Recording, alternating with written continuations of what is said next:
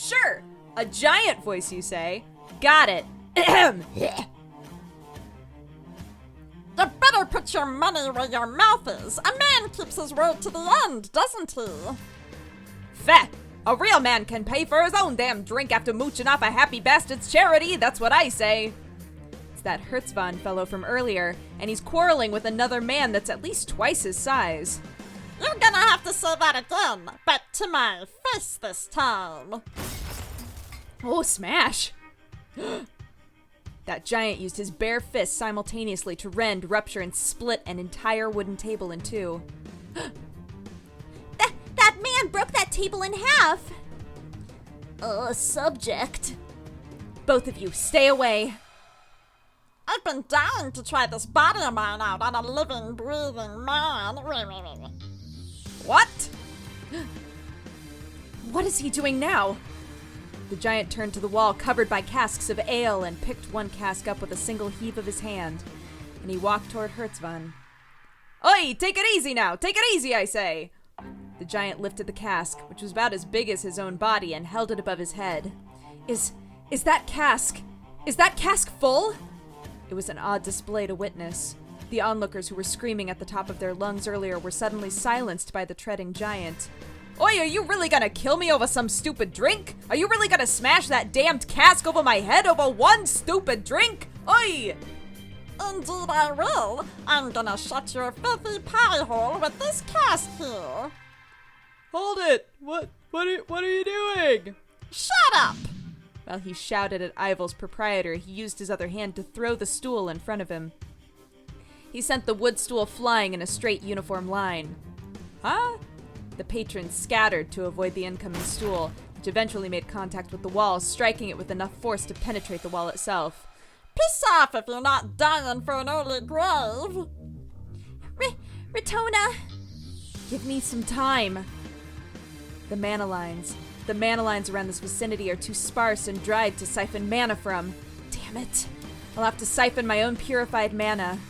I just need a little more time. I initiate the division of a set amount of purified mana to be transformed into equal volumes of pyro and terra mana. Proportional division, incantation interval, equilibrium, terra mana, pyro mana, materialization, blade tempering, and reinforcement. Oh, well, I ain't ready to kick the can yet! Think about what you're doing for a second, you big idiot! I have my Transidian. I leapt upwards. Please, let me at least save this fool from his own demise! And prayed to reach him in time, but... You reap what you sow, boy. Let's see you use your filthy mouth after you kiss the cask. A shadow shot out from the side of my eye. Ah! Crash. For a moment, I couldn't tell what exactly happened. Hertzvon had vanished from my vision. Rue. And in his place was... Rune! Rune's body, mangled from the impact of the ale-filled cask. This doesn't look like that filthy-mouthed man. Why, you infernal, idiotic imbecile!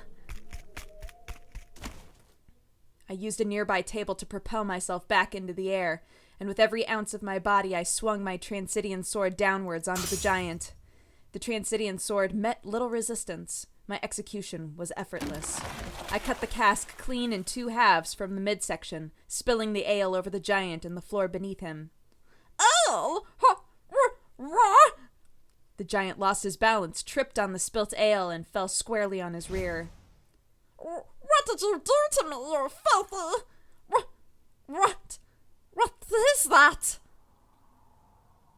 His eyes were fixated on the almost ethereal, ghost-like object that was pointed directly at his throat. Is that an invisible sword? This is of little significance, but know that this sword of mine can cut through even steel. By that extension, if I were to lop your head off right now, it would be akin to slicing through a block of butter, one knob per stroke. I am not in the mood to repeat myself, so listen well. Do not move. You stupid bitch, who do you think? The giant grit his teeth and spewed vitriol, but knew that I held his fate within my very hands. Although he would never acknowledge it out loud, his uncontrollable shaking from under my boots said all I wanted to hear. Rune! My lady, how is she? How is Rune? Oh no, I need to think of a response, something natural. Ow! Rune, are you okay? I'll get you treated in a jiffy, so just, wait here, okay? Wait, how can this be? I'm sorry, Miss Selphine, but I'm fine, really, I just tripped, you know? You tripped over yourself? What is the matter, my lady? There's not a single mark on Rune. Come again? She's a robot. Is she a robot? Oh my god, is she a robot? Are you certain that you weren't hurt anywhere, Rune? Rune rose and stood on her 2 feet without a single scratch on her in sight. I'm okay, Mr. Ritona. Trust me, I really just tripped, so it's fine. Everything's fine. Nope, don't even need to talk about it anymore. Who wants ice cream? There's no way she could have walked away from that. I'm serious. I'm totally fine, Miss Ritona. I mean, look at me. Oi, you three over there, missies! Can I have a word? Hey, you saved my neck back there. I wouldn't have been halfway up on the heavenly heist by now if it weren't for you. Oh, please, I didn't do a thing. If there's someone you should thank, then you should thank Rune over here. Oh, me? Why, I didn't do anything. What? I was nearby and I tripped and I pushed this gentleman out of the way and... Does Rune honestly expect me to believe that? You look awful familiar, missy. Hertzman took several glances at Rune. That can't be right. The new brew must be getting to my head. Forget I mentioned anything. In any case, I owe you missies my life, and if at all possible, I'd like to return the favor somehow. Would you at least grant me the pleasure? Oh, that's not necessary, sir. Seriously, the gesture is enough. Oh, wait a moment, sir. What does that say on your shirt? Lilies apparel. There's the word that matters. Oi, that's right, missy. The name's Hartzvin Grukavaililies, the second generation owner of Grukavaililies apparel. I suppose you are. Well, in that case, this works out perfectly for us. How so, missy? Well, Mr. Hertzman. Rune explained our predicament to Hertzman. And so, my friends here need some, less eye-catching apparel. If they could get a whole new set of clothes, they'd be totally set. That's all you need from me? Well, look no further. Leave it to old Hertzman. I'll tail you both up some nice outfits, better than my old man ever could. Follow me to my humble abode. Wait, we're going there now? I like repaying my debts while the night's young, missy. Besides, the longer you two go without normal clothes, the worse off you are, right? Well, in a manner of speaking. How is he gonna tailor new attires for us when he's still drunk? I'm in the mood for tailoring. I don't even care why I'm doing it right now. Who knows? I might start second-guessing myself when I'm sober in the morning. I'm telling you right now, I'll be driving myself battery, sure. Wondering why I'm even waking. Well, may you stay inebriated then. Oh, you mean it? You're really gonna tailor new clothes to fit us tonight? You betcha! I owe you all my life. Tailoring new gowns is the least I can do for my saviors.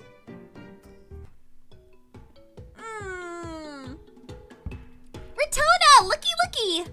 The fabric feels so nice on my skin. Oh, this is... wow. Oh, wow! You two look great. Of course it's great. Who the hell do you think I am? I'll say I'm still speechless. Hertzman really tailored attires made from the finest fabrics. That's not even what it says. The finest fabrics in the world, just for us. I tailored them to be as plain and simple as possible, but I used the finest silk fabrics I could find so that they might glimmer and shimmer more than you were hoping. Hertzman stole several glances at Selphine, clearly taken aback by the quality of his craft. Wow, this silk fabric is so soft and smooth. You grace the fabrics themselves, Selphine. You were born to be the most beautiful and brilliant couple of all Rughzenhaide. You're only ever at your best when you're wearing the finest things life has to offer. If anyone would dare say otherwise, I would personally see to their silence. Excuse me, Miss Ritona, was it? Yes, Mr. Hertzman. How do you like your outfit? I can't say it's the most original color palette I've ever tailored up, black on black with a shade of gray, you know.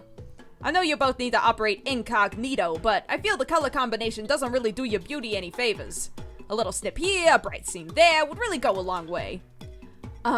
Thank you, but I am quite content with this attire. Black clothing has the tendency to better siphon mana from mana streams.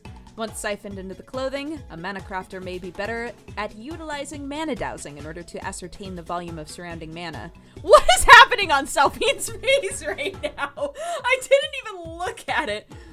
In a duel of Battlecraft, the mana crafter with the darker clothing will always have the advantage. They'll know where to douse for mana should their own supplies ever be depleted mid-duel. It's kind of like soaking up sun rays, guys. As absurd as it may sound, the attire of a mana crafter will make or break them in a duel that calls for battlecraft. Can't say I've met a pair as peculiar as you before. Nobody's considered cloaks fashionable for at least 30 years. Oh, you think so, Mr. Hertzvad? I think the cloaks look lovely on them. Well, I suppose I could agree with you there. In fact, it might actually be helpful to know. I think I like it. I just need a lovely pair of girls to model them for me first. Now I can see the potential. Potential? For what? The potential for a comeback, my dear. Trends are ever moving in the world of fashion.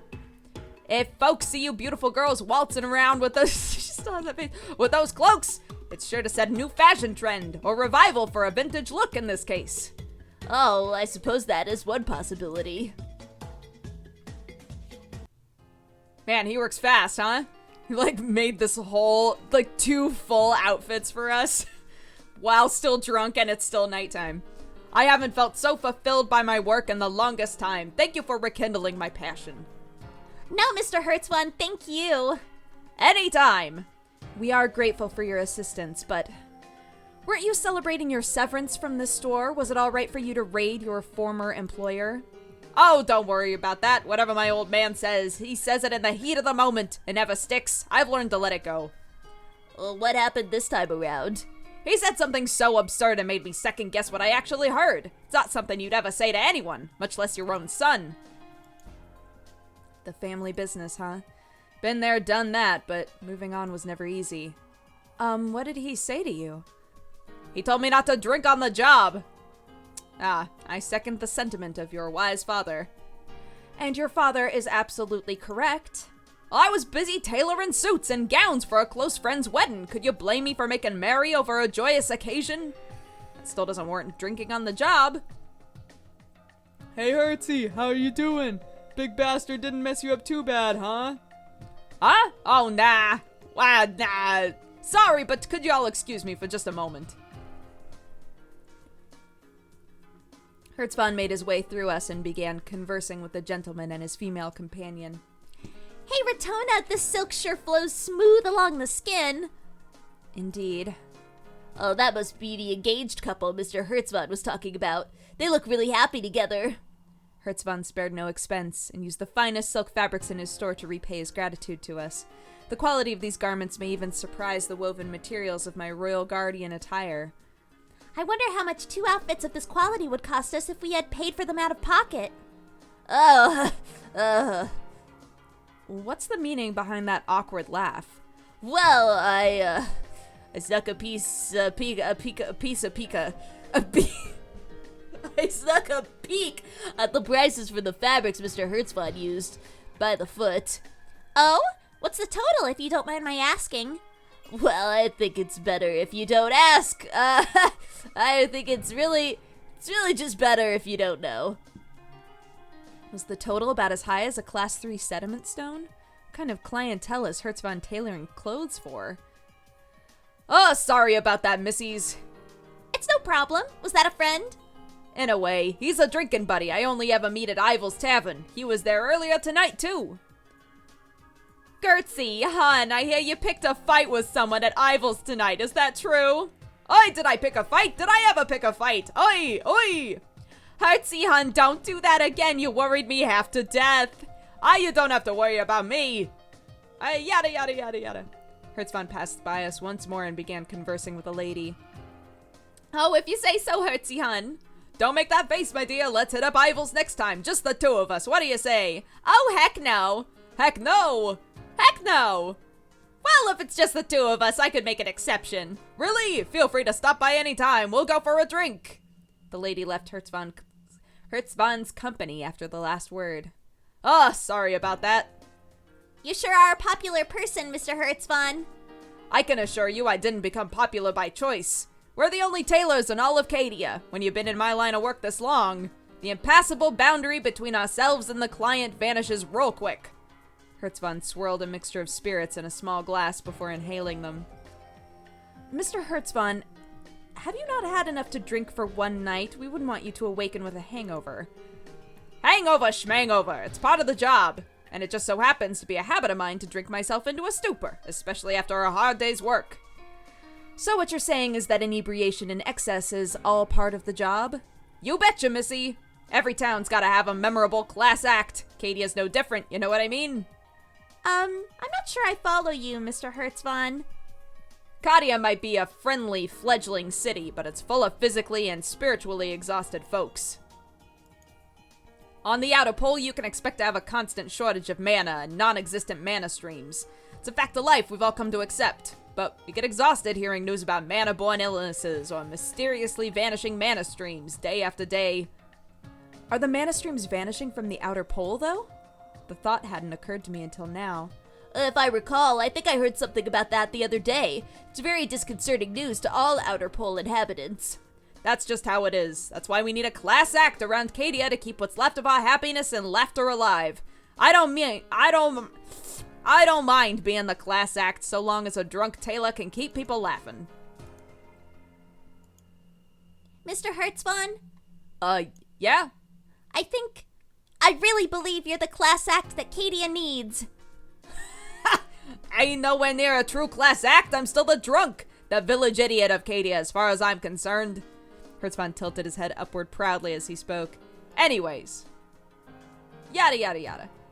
We'll always have a true class act to thank for these clothes.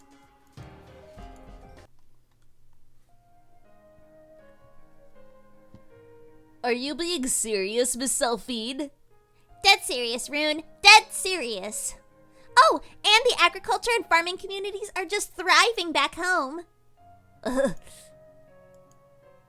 Oh, well, that's incredible. I know, right?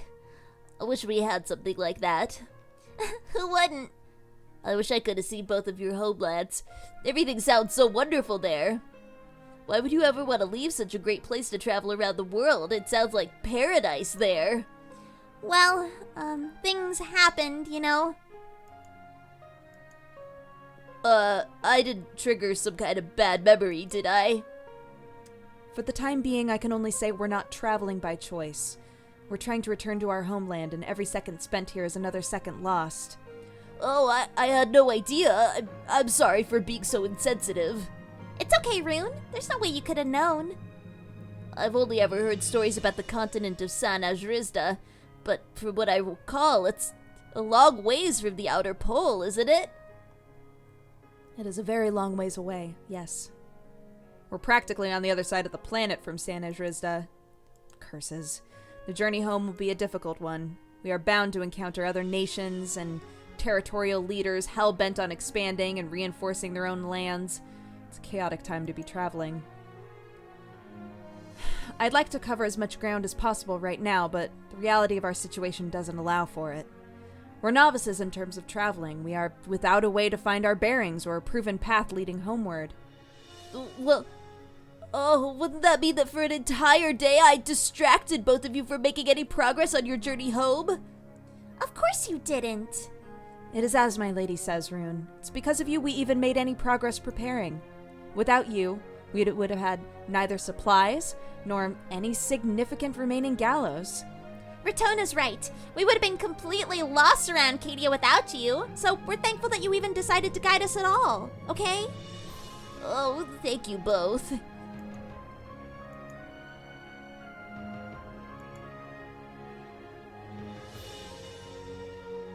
Thank you both again for letting me take you around Cadia today. Thank you for offering to guide us. We really appreciate what you did for us today, Rune. I share my lady's sentiments. I would like to extend my gratitude to you as well, Rune. Oh, I know! Rune, come here for a second. Yes, Miss Selphine? Vil cereal. Vil cereal? It's a handshake, where we're from. The Rughzenhaide variant of a handshake, vil cereal, is done by locking the thumb and pinky finger into the recipient's hand, while wrapping the remaining fingers around the outer palm of their hand. Rune instinctively mimicked Selphine's handshake and unintentionally learned of the handshake of our homeland. Good job, Rune. What does it mean? Vil cereal is an Ajrizdian phrase that means best of luck to you. It's performed as both a manner of greeting and parting. Oh, Miss Ritona. Yeah, the element of luck is involved with every new encounter and every fond farewell.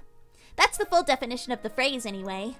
Where we're from, the phrase is always uttered when someone greets another or parts with them. Oh, Miss Selphine. I want you both to know this has been the best day of my life. Your kindness brings me to tears. Oh, please, Rune, there's no need for tears. The cereal, Miss Ritona. Vil cereal, Rune. I shook hands with Rune while uttering our regional phrase. It doesn't take much to make Rune cry, does it? The dusk sky is darkened into a hue of blue now, so we can walk you halfway to your destination, Rune. That won't be necessary, but thank you. Nobody in Cadia would ever think of doing anything mean or unpleasant to me, like, kidnapping or... Well, all jokes aside. Yeah? Will you both be leaving Cadia tomorrow? I believe that's our tentative plan for the time being. Oh, I guess it is. Why do you ask? I was hoping, if it's possible for you two to stay until later in the evening. No, even just the afternoon. Could you please stay until tomorrow afternoon? No. Get wrecked. Ritona? Ritona! Are you still awake? Yes, I'm wide awake. What's the plan for tomorrow? Are you worried about Rune's request? There's something I'd like to give you two at that time. I don't think she'd try... Oh. I don't think she'd try anything malicious to us by now. I've observed her actions all day, and, well, every action she takes seems to be out of genuine sincerity. She is genuine, Ritona. I know you've always struggled to learn to trust people, but Rune is different. Everybody is untrustworthy in my eyes, my lady. My charge as your royal guardian demands that I view all with an indiscriminate eye. I know. I wouldn't expect anything less of my childhood companion and best friend. Still, I wonder what it is exactly. Like what she wants us to have, Then I take it... My lady, would you like us to prolong our stay in Cadia until Rune's request meeting time tomorrow? Of course! Rune's the only friend we ever made outside of Rughzenhaide. Who knows if we'll ever see her again? I thought as much. Rune is a very peculiar person, but the sincerity about her is a much welcome rarity, so I share your sentiments, my lady. Well, who wouldn't? I'd love to return to Rughzenhaide as soon as possible, but how severely would our journey be impeded by staying in Cadia just like a few more hours, Were it not for Rune, I would have to insist on our immediate departure for one irrefutable reason. Being... In the outer pole, our dependence on the non-existent mana stream severely hinders our chance of survival. The infinitesimal volume of mana flowing through this barren continent only exacerbates our predicament. I've noticed, Ritona. That's how they can justify tacking on all those numbers for a simple Class 3 sediment stone here. Indeed. More importantly, are you feeling unwell in any way, my lady? Unwell? I guess so. I'm just feeling more exhausted than usual. Our little trip around the entire city, it didn't help, though. That's not what I mean. It isn't? Walking around the city has certainly taken a toll on our stamina, yes, but I am referring to the exhaustion stemming from mana deficiency. What? I don't know if